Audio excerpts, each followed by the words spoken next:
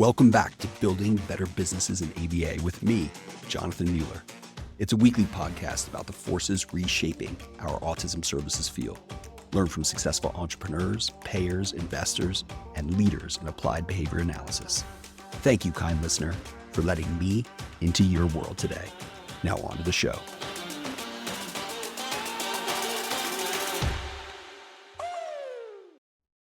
My guests today are Dr. Janet Lund and Dr. Coby Lund.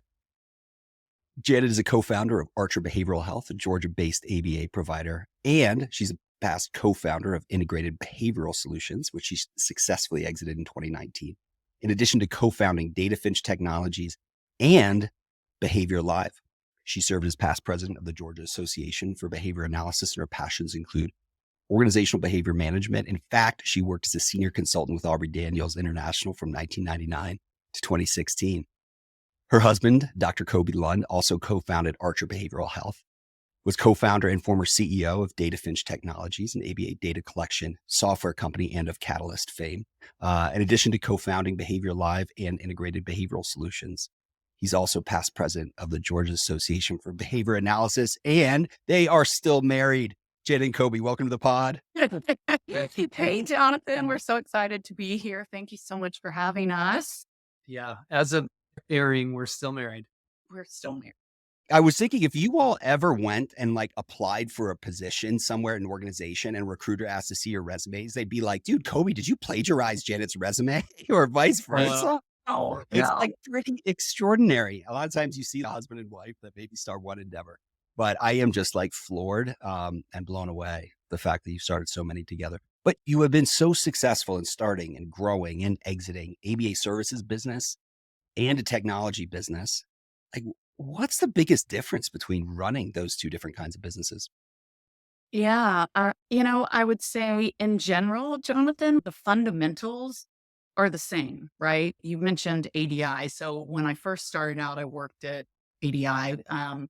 And ADI works with all kinds of organizations, from the space program to distribution to ABA to universities and school systems. And what we know about our science is it works with all behavior, right? Behavior is behavior. So whether you coach a ski team, or you are a parent, or in a marriage, or working in an organization, the fundamentals are the same. So I think what Coby and I have always believed in is having an organization where, first of all, people feel safe, right? So people feel psychologically safe to show up. It's a feedback-rich environment where people know at the end of the day how they're doing, what they're nailing, and the things that are just opportunities. An organization that has as good of systems as you can. So whether that was when we were at Integrated Behavioral Solutions, the way we develop systems, or when we were at Finch Technologies or Behavior Live, it's thinking through. You put a good person in a bad system and the system wins every time. So you kind of have to just think about, we got to build good systems where people can be successful and it's not too cumbersome.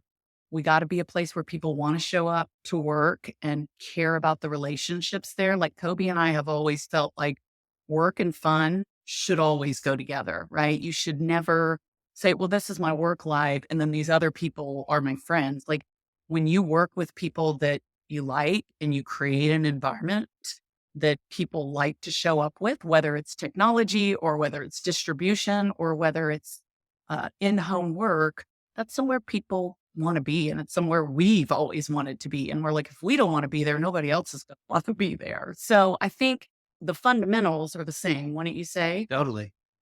If I think about the differences, because that's not a very fun answer, right? But if I think about the differences, I would say there are a couple of things that were different challenges across like a technology organization and then a service-based organization.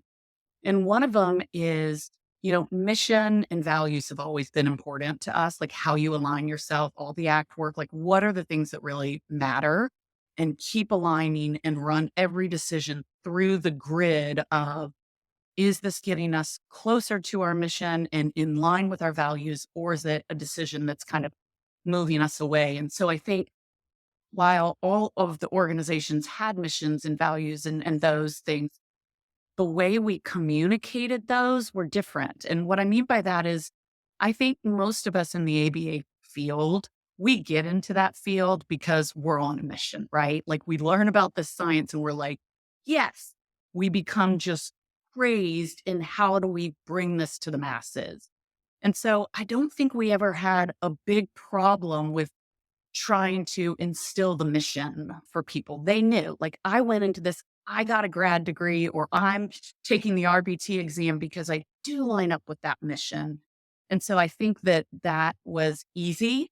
But then on the technology side, you have these super smart developers who they got in their careers to build really cool stuff. And how do you say, okay, yes, we want to build cool technology, but we also have another mission, right?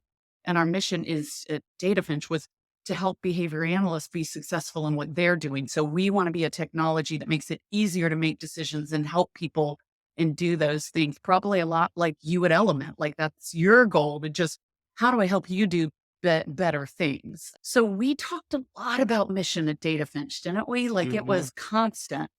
And one of the things, this was Kobe's idea, so I'll let him tell you about this story.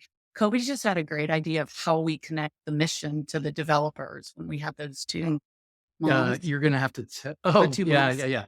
So we set up this kind of Q&A thing with some parents that I had worked with through our clinical practice, had them come in. And of course, I seeded it with just sort of, I asked them some questions and they answered it to our whole team. So there's like 50 people who are a part of this, and then they could ask the parents questions. And I couldn't have scripted it any better. I mean, the parents just started crying about how ABA had changed their families' lives because of intervention for one member of their family. It changes the whole family.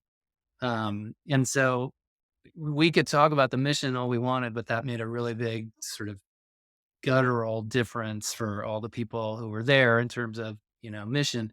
I would say one other specific, and I know we don't want to take all of our time on one question, but one thing that was sort of unique when it comes to differences is, and people in behavior analysis will know this, you kind of spend most of your time with clients and only some of your time with your colleagues. In a Data Finch, we spent most of our time with our colleagues and only some of our time with like the end user. So it was definitely a different working experience. Yep. You all have seemed to, and I channel a similar philosophy to like find something that really sucks and go make it better. And that, you're part of integrated behavioral solutions and then started Data Finch, of which Catalyst, one of the preeminent data collection software tools out there, like you found something that sucked and you went to make it better. And it's so true, Janet, this idea that like you put a good person in a bad system, the bad system's going to eat that good person up anytime. Do you also feel like, one of the things I've observed is, especially in high growth environments, systems break every time you kind of double in size, right? And so you're constantly like looking ahead at, all right, where am I either going to have to plug the dike, right? And or think of the next generation of that system. Is that part of your training from ADI, or how did you all think about that?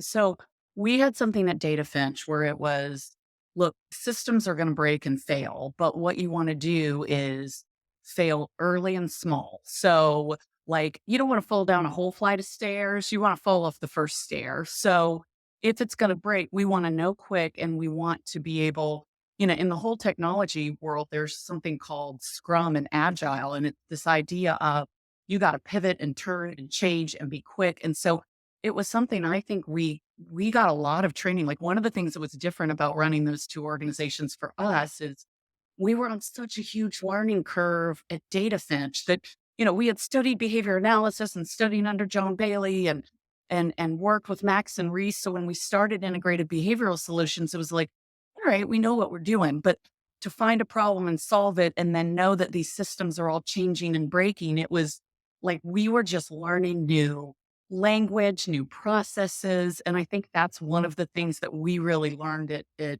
Data Finch with all these super smart engineers was, look, if we're going to fail, let's do it small and let's quick and iterate very, rapidly.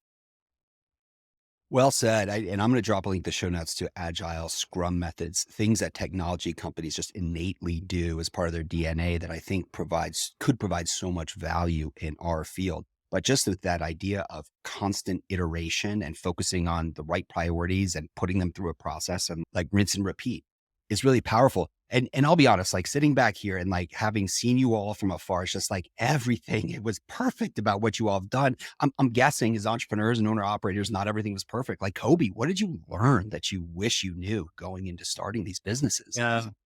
Oh, yeah. So, honestly, in terms of starting businesses, what I wish I could go back and learn more about before I started was actually business.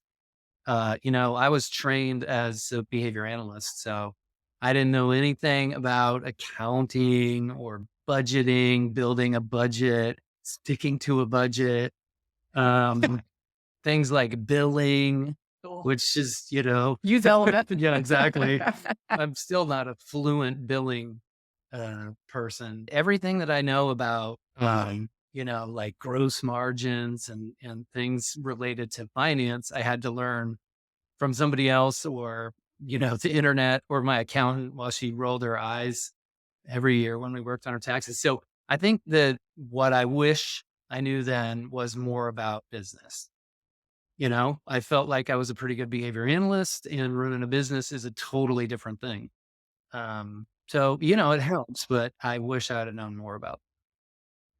Something, Jonathan, it just made me laugh. It was a flashback to 2000, I guess, when we were both out with our PhDs and, just trying to decide what do we do in Atlanta. While I was working at ADI, Kobe's like, well, I'm either going to be the most educated employee that lives at the mall. Like he literally said that over dinner to me once. He said, or I guess I'm going to have to start something. And we ended up buying, do you remember those books?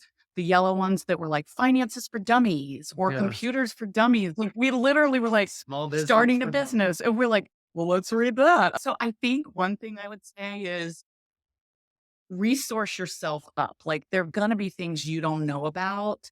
And like having a really great accountant, having a really great attorney to advise you. Like when you find those people, just hang on to them and nurture those relationships because, you can't know everything. And so it's like finding the places where you're like, wow, I'm weak in this area and who can help kind of like hopefully presidents build around them experts that sort of feed in and help. I think that's something we've Yeah. tried to do. Like And it's all learnable.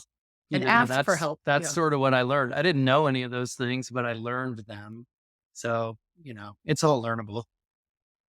It is. And, I think, I've got my rickety MBA, right? I study accounting and finance, and I'm not passionate about accounting. That's not what I want to do. How did you work through that? You all are just like ridiculously hungry learners. And so I get that you would have leaned into accounting and you're probably a great accountant now, Coby. But like, how did you separate out? All right, I want to learn this and get up to see it. And then, okay, this is about the limit of my passion. Now let me figure out something else I could learn and go do for the business. Necessity is the mother of invention. I mean, some of it looks like we have to pay, we have to organize this. And so one thing Kobe is, you're right, an incredible learner, but just also very like a gamer, scrappy. Like he'll just get it and say, I got to figure it out. Like, and Kobe has such an insane skill set in that. And I've just watched him do it over our relationship. It's literally been one of our values, scrappiness. I like people who are scrappy. And I sort of think about Maybe scrappy define it. as you can figure out how to do things. Like this needs to be done. Don't just be a problem namer or be a problem solver. That's scrappiness. And I would just add one other thing, especially for like young people, because I hear my teenagers say that saying, if you find what you really love and do that, then you'll never work a day in your life. And I'm like, that's such nonsense. Like there's no job that doesn't have parts of it that aren't fun. True. Even if it's like sports, the athletes that we watch for 3 hours a week, they spend most of their time practicing and lifting weights, exercising, and like, that's not fun. So the game is fun, but most of the work is not. And there are parts of our jobs that are fun, but there's a lot of it that's just work. So true. So I have a mentor who tells me all the time, Jonathan, they don't call it work because it works. That's the hard part of having to like figure this stuff out. And especially as an entrepreneur, right? You've successfully exited from integrated behavioral solutions and from Data Finch. I'm just curious, maybe Janet, like what would you want listeners to know about exiting and becoming part of a larger organization? So when we exited in technology, exiting is often more common, right? So lots of technologies, you grow a technology and then a bigger technology, you can leverage it better. We didn't start Data Finch to sell Data Finch. Like we started Data Finch and we got to a place where it was like, we're worried about the opportunities and how can we leverage some of that and get some, and so maybe joining this other organization becomes good. And what I would tell you is if you're going to exit, there's a couple of things you have to decide. Are you going to stay on or are you going to fully, because you can exit ownership of a company and go into another company, which is what we did with our clinical practice. And that was a different experience than what we did at DataFinch, which is we just exited. Like we were always going to sort of exit out. And so I think I would have two different things. The exiting, just exiting out, it's really hard when you grow something with blood, sweat, tears, laughter, and you were one of the main decision makers to watch things happen to it that you're like, I wouldn't have done that. Like, and I would have friends that were like, you sold your baby. You don't get to determine if they change the name of it or they change the design of it. Like it's not yours anymore. And that was a healthy dose of reality. I think that we were both like, and with the other people that we owned Data Finch, like, no, that's true. Like we're still in the field so we can watch and some things we think are great and some things but you have to be okay with that. And that can be very difficult. Anything about just the exiting? I can move to the exiting and staying because I had something to say, but I just didn't know about Data Finch. Yeah, no, go ahead. Carry on. So I think the exiting and staying, like joining a larger organization, those years that we did that were some of the most fulfilling and exciting and amazing because what we did is we joined in order to become a larger organization. There were multiple smaller companies that came together to sort of form this. And that afforded us the opportunity to learn and grow and meet and have relationships with people. We're in Atlanta, Georgia.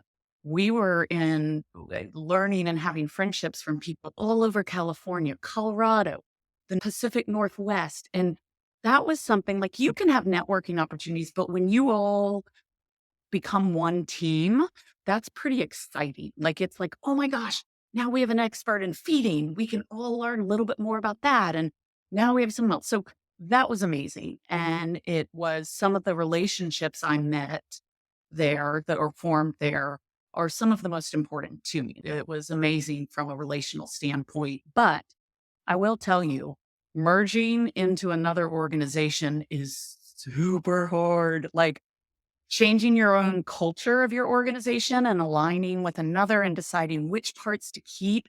And then also being a decision maker. And even if you're given a leadership role, you're not the same decision maker. Like we could pivot and turn our smaller organizations in an agile way. Like we could go versus in a bigger company, it's like, well, we got to check with this person and this takes longer and it's more people. So I think that was probably challenging for us because it wasn't always scrappy to be in a big organization. It was never scrappy.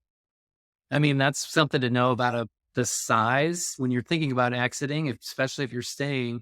The size of an organization matters in terms of how you feel about that. Any large organization is going to turn slower. I mean, the analogy between the size of an organization and the size of a vehicle or a boat is exactly true. If it's huge, it's got some advantages, but it's going to turn slower.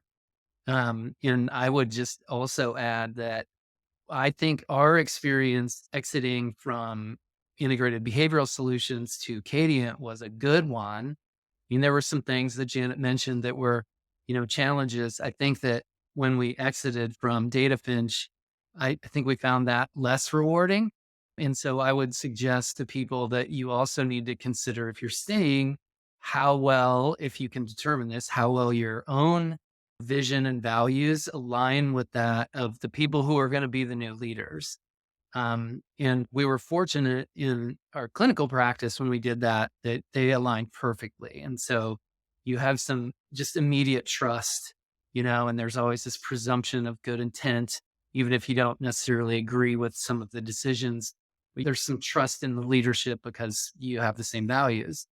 If they don't align very well, then all those other things become way more frustrating and the trust just isn't there. That's the difference between, being happy at work, but just being frustrated with little stuff, and getting frustrated at work all the time and being super unhappy. I think it's a really important analogy, this idea of, you reference like a cruise ship versus a speedboat. And a speedboat, you can and you must be scrappy, right? And with a cruise ship, it just by nature, larger organizations take longer time. You don't want a cruise ship operating like a speedboat. Right. That's not going to work. But it's just to your point. There's just the nature of this difference to how the kinds of systems you need and to how you think about running a cohesive, larger organization. It's so funny. I think of you all as being addicts of entrepreneurship. Like you're addicted to it. Serial entrepreneur. I fucking love it so much. I can't even tell you. You're just literally, it's like an addiction. Like, where's my next fix? So what did you learn from IBS that you've carried over now to Archer Behavioral? Yeah. Pick a better name. Yeah. What IBS, that's definitely what we learned. We got to apply that on day one. Like the name really matters. And we need to think about the acronym. So we didn't consider the acronym the first time around. I feel like it wasn't as popular back then, too. Nobody knew what IBS was when in 2000, or, just doctors. Now everybody knows what it is. And everybody's kind of like, wait, is that really yeah. So anyway, we feel like we picked a better name. I would also add, not so much from IBS to Archer, but I think more from Data Finch to Archer. Janet mentioned this. I really learned that concept of fail small and fail fast while we were at Data Finch, and started applying it. At the time, we still had integrated behavioral solutions, and I felt like it works for everything. I mean, if we had ideas for, here's a problem that we need to fix, it was like, well, let's think of a small scale solution that we can just try with, with a few people or whatever, and see how it goes, and then make adjustments based on feedback and so forth. And if it's a disaster, it's a very small, quick failure. And if it works great, then we'll scale it up from there. And so I feel like that, it makes so much sense in software, but I think it makes so much sense also in our clinical practice. And my guess is that it probably does in lots of industries. I mean, isn't this, I'm not going to coin a term here, but this idea of like scientist entrepreneur, where you're constantly like hypothesis testing different things that you're doing at an organization and doubling down on those things that work. And for stuff that doesn't work, just like you said, fail early and fast and like move on to the next thing. Because anyone who's going into entrepreneurship thinking, oh, I'm going to get everything perfect from the get-go. Hell no. No way. Right. And this is where you have an advantage in a speedboat, because you don't have to convince 12 other people from every department and try and plan everything out ahead of time and foresee everything that might go wrong. And it takes 6 months to get it all planned. And then it turns out you didn't foresee these 2 or 3 things. And you have to go back and change this huge system that you just spent 6 months creating. It's easier in your speedboat to just fail small, fail fast. Hopefully you're not going to fail. But if you're going to fail, you want it to be small and you want it to be quick. Well, let me pivot to Behavior Live, because I think this is just freaking genius what you and your co-founders have done. And I want to pick your brain on it a little, that, you have built not only this online learning platform of CEUs and helping to sponsor conferences, you've built a community, and there are moats as we think about it, and durable long-term competitive advantages. This idea of building a community, a brand around learning. So I'm curious if there's anything else you learned in going into Behavior Live. Just tell me a little bit more about like your broader vision having started it. hmm I think one of the things that when you were talking about us as addicted to entrepreneurship, we didn't start that way, right? Like if Kobe had been able to get hired somewhere and if there had been an app for data collection, there just wasn't one, right? And so it was like, well, we're gonna have to build that. Like, let's just build it for ourselves. And so we got shaped into it, right? I think about this like shaping is so powerful. You put your toe in something, you start small, you make decisions. And so, one of the things I think that we have found is that doing stuff with people that you care about and respect and like and have relationships with really matters. And we started Behavior Live with our buddy Chris, who was with us at Data Finch. Like, we just were like, what do we do together now that we don't have that? Like, I don't want my days to not have you in it. It was like this relational, let's think about where was there, to your point, where was there another pain point? And, maybe it's like going to conferences can be expensive and we want to try and level a playing field where people can get access to high content if they're just a small provider and not these huge providers. And how do we bring that to a space where you don't have to pay or travel somewhere? You can just do this in the comfort of your own sort of space, wherever that is. And so I think that the idea of Behavior Live came from that, in the thought of, we know technology can solve problems. And Chris is such a brilliant technology brain. And he knows behavior analysis now. Like, he cares about it. He cares about the community. He's created friendships. And so he hears people saying, this part sucks. I wish someone could fix this. And Chris is like, I can fix that. Let's talk about how that works. And so I think that's sort of how Behavior Life came. But the long term, I think what we would like to do is, certainly continue building out the relational side for sponsors as well. So how do sponsors get their information to people? Like, how do you learn about other things? How do small businesses, like, we'd love to have not just the big, huge sponsors we see at every conference, but if there's someone who's starting off small, how do they get a toe into the market and help? And how do we get some equity and sort of the economic side of it? That's something that can be done through more of an online platform. But also, to your point, these ideas of even remote mentorship opportunities, just all of that. Can we build that around a system where people can manage CEUs, which can be really cumbersome, right? Like, I can go see what I've taken, I can attend a conference. So I think our goal is to just continue looking at and listening, right? Talking to people, and we ask people for feedback after events, what's working, what didn't work. We get such good ideas if you just listen to the community. Yeah. And I think that most of the Behavior Live users right now are consumers of the content. So to some extent, it's not that the mission changed, but when this was just a blank slate, one of the things that Chris talked about was, I also want to, because were other platforms where you could get CEUs, online. But he said, I also want a place where smart behavior analysts can share their own content. Like, right now, you have to go present at a conference, or maybe you make a YouTube video and put it out there and hope somebody sees it. But he's like, if we can build up the number of people that are in this community, then somebody who's smart and does good stuff can just say, I want to share this with other people, and they can drop it into Behavior Live. In effect, hopefully creating this huge web of content that is just really rich. So that obviously, from a consumer perspective, there's more choice, but also from a CEU provider content, like, people can say, how do I get my good ideas out to the community?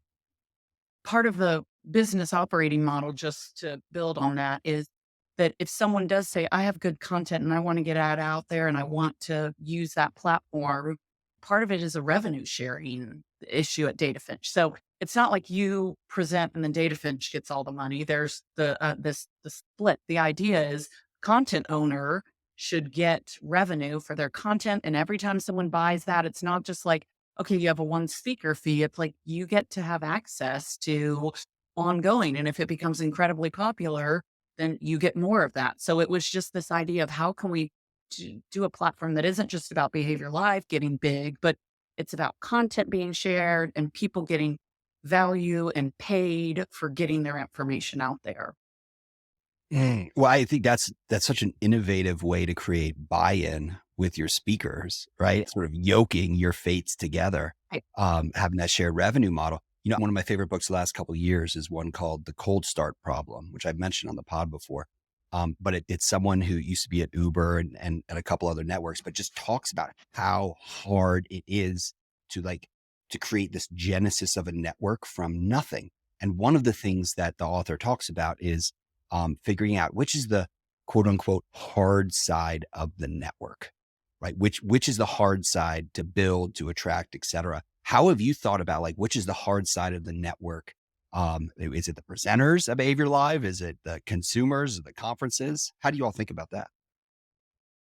Gosh, it's a good question. And it's one I haven't, I mean, I've Yeah. never been asked that. I haven't thought about it. Yeah, I don't know that I would make that distinction Yeah. between the way that we were describing it before. It's such an interconnected web, because I'm both in the system, right? And there's lots of people who That are are both, yeah. serving several different roles in the system.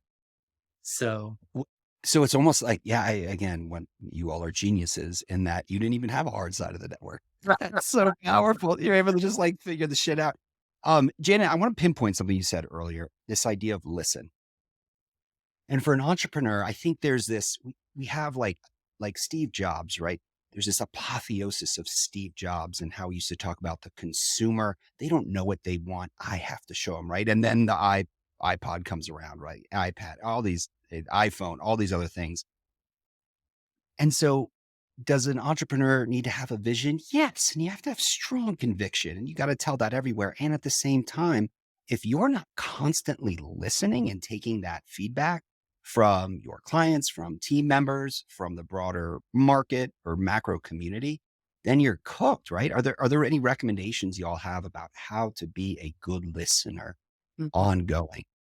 yeah, Yeah. so Start. Yeah. so this is not quite. Janet can talk about how to be a good listener, but I would, while you were saying this, I was thinking, one of the things that's been most helpful to us throughout our career is to spend a lot of time in the behavior analysis community. So we go to lots of conferences and spend a lot of time at the bar because that's where you meet people and you actually have conversations.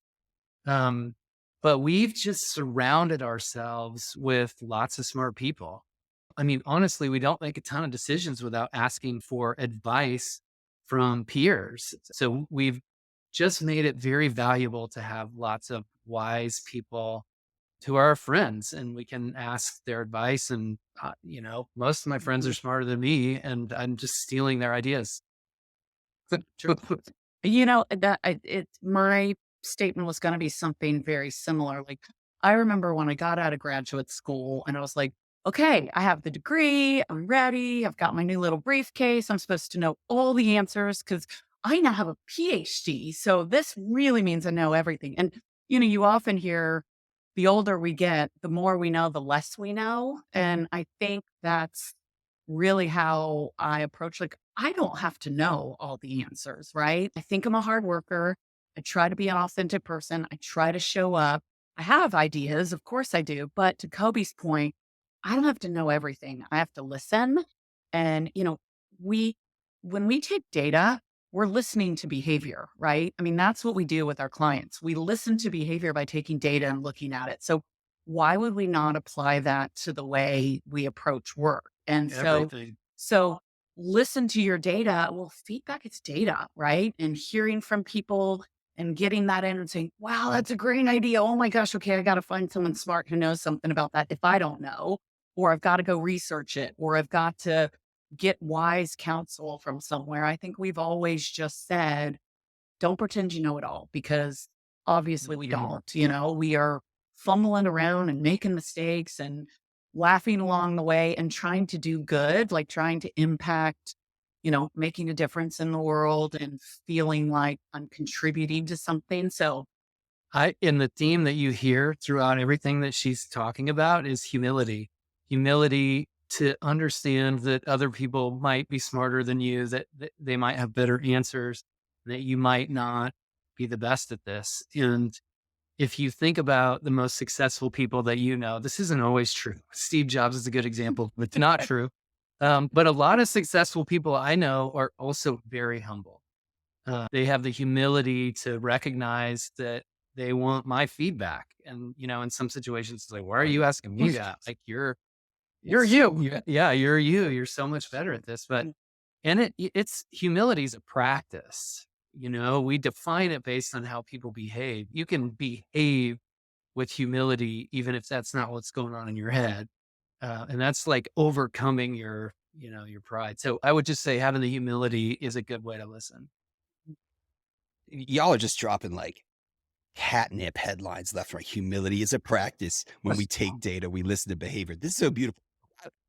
Here's the inherent contradiction, because I couldn't agree more that you have to be humble. I mean, as a leader to be successful, but you have to be humble as an entrepreneur.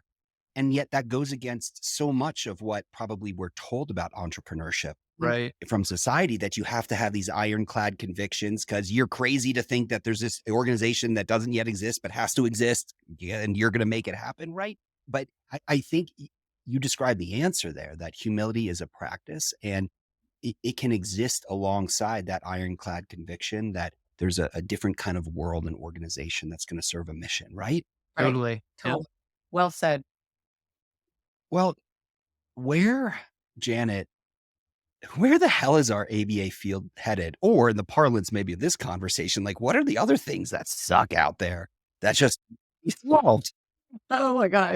Isn't that the $1 million question? Wouldn't we love to know? Like, I think about back in the 90s, I would not have thought necessarily there was going to be a medical model for the way we practice. Like, that was totally different.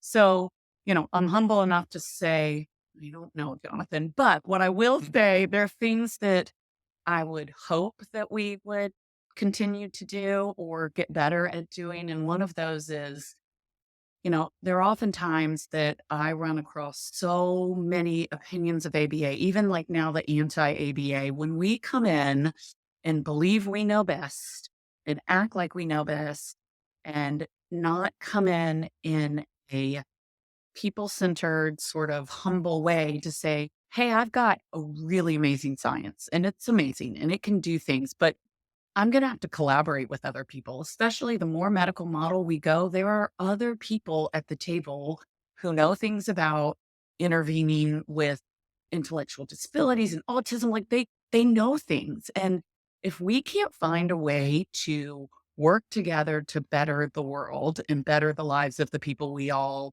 care about, then we're just, building these big sandbox walls and pissing in each other's sandbox, which is not helping anybody. Excuse the vulgarity, but It's terrible. it's not. Yeah, nobody wants that. So what I would hope is that we begin to realize, like, we have to interact with others, and we have to interact not only with our clients themselves with the respect they deserve, but with other professionals that are bringing things to the table and learning. I would hope that as a science, we can continue to do better at that. Because that is certainly a problem that I think we have had historically. And you can certainly disagree with me, but I just feel like I would tell people I'm a behavior analyst and I'd sometimes get, oh, you're kind of a nice one. And I was like, that's so sad. Like, there are lots of nice ones, but we have, unfortunately, an impression sometimes that that's not necessarily the case, which is sad. It said, I've had these like wake up, like sweating in the middle of the night moments thinking about this, like this idea of how the rest of healthcare sees ABA and how, we can perceive it. And I'm not a behavior analyst, to be clear, but I'm like more passionate about behavior analysis than like, I mean, this is my life and my career. But the collective, our field has had to be fighters for so long. We've had to fight against psych boards that don't want to disavow us as being able to practice independently. We've had to fight against Medicaid and commercial insurance to get funded. We've had to fight against state legislatures. We have to fight ongoing every day for prior authorization, right? We've grown up in this environment of fighting. And so trying to step back and ask, like, what is that environment that shaped us, and how, instead of just trying to change that identity, which there's, to your point, Janet, there's a lot of bad, or at least hard to contend with behaviors, maybe, that make collaboration hard.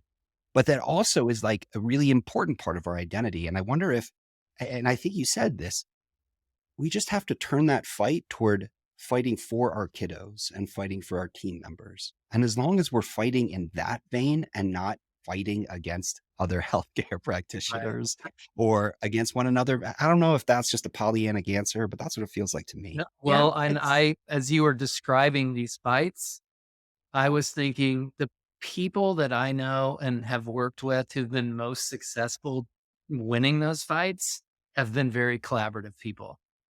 So, Agreed. we didn't get an insurance mandate in Georgia by throwing rocks. We got it by working very collaboratively with, like you said, legislatures, but other groups that were, wary of that, including people that are sort of more aligned with insurance and, what their interests are. And it was only a fight because it took a lot of time and a lot of work. But ultimately, we pushed that across finish line through collaboration and kindness and working with other people instead of against them. Well said. Well, again, coming back to this idea that y'all have started not one, not two, but like multiple businesses together. I think at least 4, and maybe there's some other out there. Yeah. But together as a couple, what tips and tricks and life hacks, whatever, do you all have you learned in working with your spouse? Yeah. So let's see, if you don't mind, I'll start. Let Janet go first is one that I'm not following. No. We get asked this all the time, like, you guys like live together, so you're doing life together because you're married, but you also work together. So, I mean, you're together like all the time. And I think most people are like, that's too much. And it's funny because we've always loved it. I have never worked somewhere without Janet since high school. Every job I've had, in our master's program, our PhD program, when we moved to Atlanta. Well, I guess there was that one time when you were only working at ADI and I couldn't get a job. But we've always worked together. So we've always loved it. And we have thought about that question a lot when people ask us. And in part, it's because we're both behavior analysts. Our mission, vision, and values are perfectly aligned at home, at work. I think it actually makes things better instead of worse. I will add just one tip, though, that I learned, and Janet's my ally in this. Everybody almost has to make this mistake once before they learn this. But it's when you type an angry email late at night and send it, and then the next morning you're like, oh, no, I shouldn't have sent that. So I developed this rule where any email that I send that's anywhere south of perfectly cordial, I always wait 24 hours. And often, I'd say 75% of them, I end up not sending anyway, just because you calm down. And I always have Janet read it first and give me her feedback because she's not mad. So the other 25% of the time, she'll say, I think maybe you should change this sentence or change that word, or maybe you should consider whether you need to say this at all. And then there's a rare case where she's like, sounds good, send it. To it. Sign my name on it. Yeah. So I tell other people, like, you need a wise ally to do that. But Janet's always been my, the conscience on my shoulder. Yeah. And I would say, I mean, number one, marry a really cool person and it's easy. So I sort of hit the jackpot on marrying Coby. So I think, I came in with the deck stacked in my favor there. But I think from a perspective of what has worked, like understanding that we both have had such similar experiences, but we have different learnings, right? So even in the same environment, it's not the same environment. Like I'm interacting with different people and we're doing different things. And so remembering that, having respect for Coby and what he knows. And again, that idea of, hey, I need your advice on something. Like it has been so powerful for me to just run ideas by him and say, what would you do? Or how do you think about this? So that's been great. I will tell you a few things that I wouldn't do. I've learned not to do. I have been given feedback and trying to learn to not interrupt. Like we both get so excited and we both want to get in a meeting. It's like, okay, hold back, let that person go, and vice versa. So we worked on You that. have to do better at that. Thank you. Nice. So, and then the other thing I would say is having times that aren't business, right? Like, especially we raised children and it was easy for that to bleed all over into our lives. And there were times that we were like, like, I don't care if the world exploded at work today and we're scared to death. This is about our marriage or this is about our kids. There has to be a moment where we sort of have some stimulus control around that because we have two different relationships to tend to and care in our relationship with work and our marriage. So. Yeah. Yeah. So I'm so swimming upstream with this point of view. And I know this is contrary to what like anybody hears about this. When people talk about work-life balance, I always think like, I want work to be fun. I don't want these two things and this one's awful and this is great. And so I've got to balance them. I want the people I work with to be my friends. So I don't think, well, no, this is work. And so this can't bleed over into my personal life. I am going to spend so much time at work. I should really have a good time doing it most of the time. Like I said, there are times where you still got to do the taxes, but, that's, I don't have any work-life balance. It's all life. Right, dude, we are so simpatico on that. It's why I use this term work-life fit, right? You've got to make those two things work because they're both parts of your identity. Uh, I, I couldn't agree more. For YouTube viewers, you should have seen just the cutest, sweetest little like high five. Maybe you heard it in the background that they did. And they're like, Kobe and Janet are demonstrating like belonging behaviors to one another. Like, it's just, I'm like gushing right now. Like, you are like models for this. Okay. Well, what's one thing every ABA business owner should start doing and one thing they should stop doing? Yeah, I'll take the start. We talked about this earlier. Start, especially, young people who have an idea. I'm a good behavior analyst, so I'm going to try and become a good business person. Just hang a shingle and start a practice. Start paying more attention to the business side of things because you can't keep the lights on if your ledger's bad. So that's the things that I mentioned, like accounting, budgeting, billing, accounts receivable. It's all boring. No offense to, accountants, but most of us find it boring. But it's every bit as important. And the really big players, that people hear about and, the companies that are buying, they pay a lot of attention to that. So that's what I would say. Start paying more attention to the business side of things. And I guess if I had to say a stop, I would maybe say stop thinking you have to do it all by yourself, right? So, one of the things I loved so much about Katie is how much I learned and the opportunity to be taught by some brilliant people that I would not have had that opportunity. And so while that's the benefit of a very large organization, those of us who are small organizations, find a buddy, like whether it's a buddy from grad school or someone you meet at a conference, like network, because even like if you don't want to do it locally, like if you feel like that's bleeding in your own market, then find someone like you and me, let's collaborate. Let's talk about, I've got a really good resource and I can help you. Like having a network of people, again, it's this idea of surround yourself with smart people. Can you benchmark with another organization? How long is it taking you to train your RBTs? And are you having trouble with them converting their appointments on time? Like, how do you do that? I mean, our science is about making a difference and changing the world. So find someone that feels safe for you to say, I want to buddy with you because, we all get better. There's a quote, a rising tide lifts all boats. Like that sort of helps our whole field. It helps the people we have the privilege to serve. So finding someone that can be that with you in some sort of relationship, I think would be a great thing to kind of start doing, but stop thinking, I got to do it just silently me alone. Collaboration is key, Mayor. Yeah. BINGO. And I can't think of a better field than ABA that has so many people who are so values aligned and lean into collaboration at the same time. So well said. Hey, where can people find y'all online? We're both, Janet Lund on LinkedIn, Coby Lund. Yeah. Yeah. You can find us LinkedIn. You can do a Google search, but archerbehavioral.com.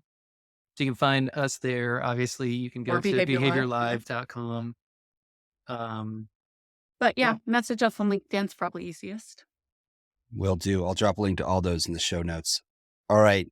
Can I just say before you sign off, as we're going along, I was thinking this, and my other interactions with you have been the same way. You are the master at making people feel like important and smart, and And like comfortable. I've heard you say to interact with other people the same way, and it's just like Jonathan makes everybody feel like they're so important. Yes, it's so awesome, Jonathan. You're the best, buddy. Thank you. Oh my gosh, that is so meaningful, particularly coming from the both of you. So I wish we were in the same room, like giving. Virtual hug. Well, I'm gonna take it. Are you ready for our hot take questions? Yeah. Yes, but I have a request. Please. Have to tell me if this is okay. So my understanding on hot take questions is you rapidly, I go, Coby goes. I have a request that if I go first, Coby goes, then you go to answer the questions. Whoa. I want to hear your answer. Sold. I've never been asked that before. And we say in the Mueller household, try anything twice. So let's do it. All right. Let's do it. All right. You're on your deathbed. What's the one thing you want to be remembered for? You want to go? Best boss ever. I would like to be remembered for the way I made people feel. And ideally that's safe and loved and cared for and encouraged. Gosh. I'm going to say best father, husband, and friend that I can be. Nailed it. Those were so much better. So good. What's your most important self-care practice? Meditation for me and mindfulness. So I do that every day. So find an app, do something that was just started probably before COVID, but really upped it. And it has just become something that is so grounding for me. I have to say 2 because they're equally important. So sleep and exercise. And I'm on a mission to get more people to care about how much sleep they get. I got 8:30 every night. I do not. But she needs more sleep. I have become totally addicted to sleep regimen consistency. So I would put it in there high up there in important self-care practice. But I have 2 other levels. So I meditate 20 minutes every single morning. I have a hot tub out back. So even when it's like, in the negatives, it gets cold in Colorado, I'll sit in there and I'll meditate for 20 minutes and it just makes me right. As of this recording, I think 65 days in a row, but that's just, I need to start my day that way. But I need the exercise, but it's really hard for me just to do exercise for the sake of exercise.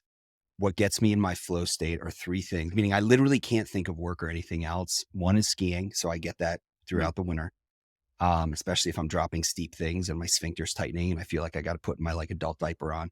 The second is lead climbing, rock climbing. We like to do that with our kids in the summer. When I'm leading, I'm puckering and I can't think of anything else. And the third is mountain biking. There's just something serene about being on a bike. All right. How about favorite song?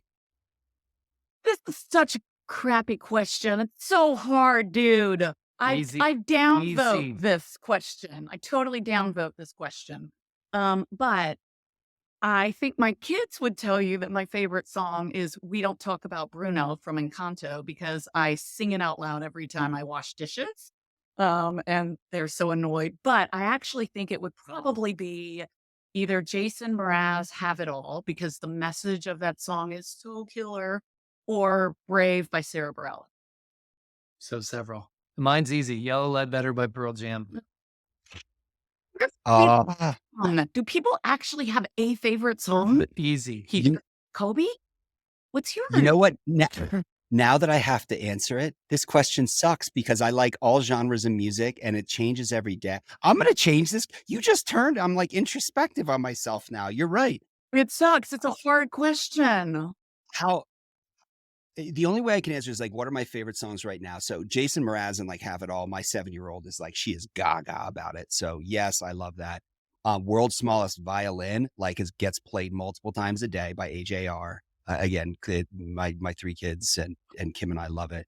If I had to pick a favorite song of all time, so and I'm Benjamin Buttoning here, my youth, Okay. Yeah. but I am, so I was in a heavy metal band growing up. I was a guitar player. I was an introvert in high school. Right. And to this day, for the last 30 years, Iron Maiden is like my favorite band of all time. And they have a song called Hallowed Be Thy Name. And can I let you in on a secret? I can't believe I'm saying this. I normally get to bed by 9:30, 10 every night. I was up till midnight last night.